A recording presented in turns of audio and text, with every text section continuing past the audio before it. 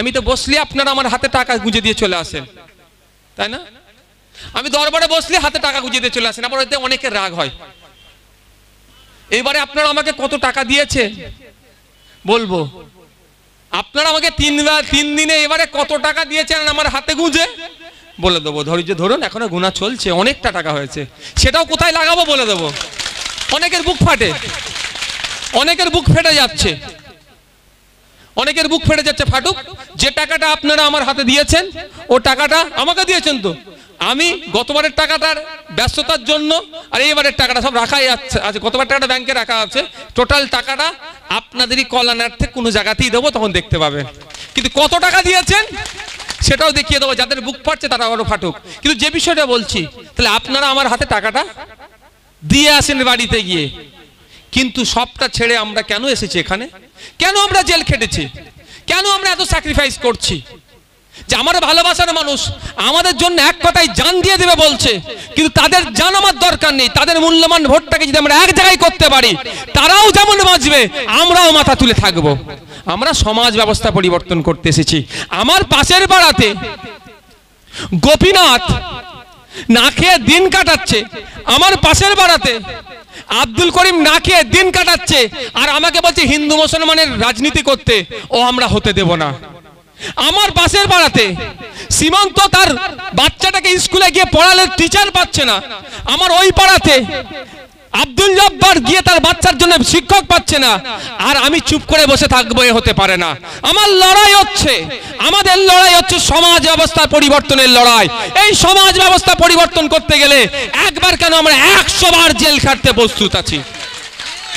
কি গো, অসুবিধা আছে? ভয় লাগছে নাকি জেল খেটে? তবে একটা কথা, আমার যারা নেতৃত্বরা আছেন, আমার তো এগুলো নেতা, আপনারাই আমার কাছে আসল হিরো। এরাও নয়, হিরো নয় বলছি না, কিন্তু ইনারদের থেকেও কোনো অংশে আপনাকে আমরা উপেক্ষা করতে পারি না। আপনাদের লড়াইটার জন্যই আমরা কিন্তু বড় বড় নেতা হয়েছি।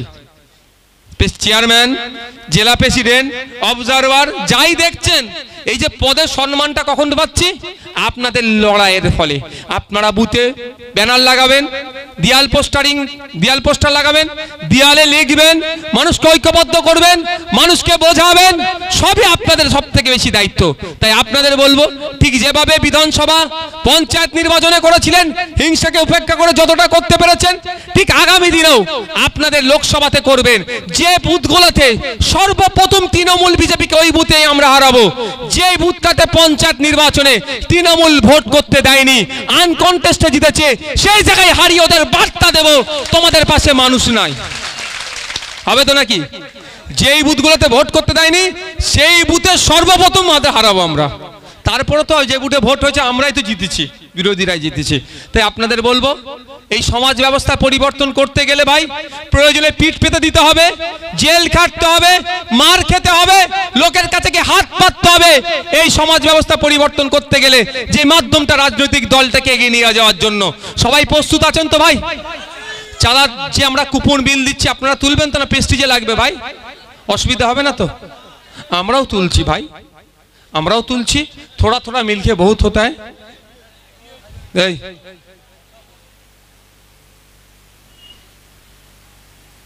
আপনাদের অনুরোধ করছি, আপনারা আজ থেকে এখান থেকে গিয়ে পাড়াতে পাড়াতে ছড়িয়ে পড়ুন। যার আত্মীয় স্বজন যেখানে আছে, এটা হতে পারে জয়নগরের আত্মীয় স্বজন, কারো আত্মীয় আছে মথুরাপুর লোকসভার মধ্যে, ওখানে আমাদের প্রার্থী, ফোন করুন যে এবার কোনো কথা নয়, ভাইজানকে দেবো। 17 বার ভোট দিয়ে আমরা পার্লামেন্টে পাঠিয়েছি, 75তম স্বাধীনতা দিবস পালন করে 76তম পালন করছি। তো আজকে আমাদের অবস্থা এই তলনিতে কেন? আমরা কৃষক, আমাদের কৃষি প্রধান দেশ হওয়ার পরেও কৃষকরা তো পিছিয়ে কেন? আমরা কৃষক, কৃষি প্রধান রাজ্য হওয়ার পরেও তো পিছিয়ে কেন? আমরা আমাদের জনপ্রতিনিধিকে পাঠাতে পারিনি বলে। তাই অনুরোধ করব, সবাই কোনো প্ররোচনায় পা দেবেন না, কারো ইন্ধনে পা দেবেন না। গণতান্ত্রিক পক্ষে রাজনীতি করব, সুযোগ মানুষ দিলে কাজে লাগাবো, অন্যথায় যাদের সুযোগ দিবে তাদের কাজের ভুল হলে বলে দেবো। ভাই শেষ কথা, একটা শেষ কথা বলবো আপনাদের, আমরা জোটের স্বার্থে সর্বোচ্চ চেষ্টা করে যাচ্ছি, এখনো পর্যন্ত করছি, আজকে রাত পর্যন্ত করব। হয়তো আগামীকাল আমাদের বাকি সিটগুলো আমরা যেখানে যেখানে দেব আমরা ঘোষণা করতে পারি। তবে একটা অনুরোধ, এখন থেকে দেখছি সত্যি খুব কষ্ট লাগছে, আমাকে খারাপ লাগছে যে কোনো মন্তব্য যদি আমাদের বিরুদ্ধে কেউ করে, খারাপ ভাষায় মন্তব্য করছে, আপনারা সেই মন্তব্য করবেন না প্রতি উত্তরের জন্য। আপনারা যুক্তি তর্ক দিয়ে যদি তাদেরকে বোঝাতে পারেন বোঝাবেন, অন্যথায় ওই টাইম নষ্ট না করে আপনাদের মূল্যবান সময় কোথায় দেবেন? দুটো মানুষকে বোঝাবার জন্য আপনার বুথে। কোথায় ভাইবোন কালকে রাত্রেই বলে দেবে তোমাদের ভাই এটা হচ্ছে আমাদের জয়নগর, আমাদের জয়নগরটাতে কনসেন্ট্রেট করতে হবে। জয়নগরটা কি আমাকে আমার এখান থেকে মেঘনাথ বাবুকে পাঠাতে হবে, এটাই আমাদের সর্বপ্রথম লক্ষ্য থাকবে। আর ওটা রাজ্য কমিটির ব্যাপার তো আপনারা সকলেই জানেন। আপনারা যেমন আপনাদের বুথের ডিসিশন নেন, সেটা বুথের সবাইকে মানতে হবে। আপনাদের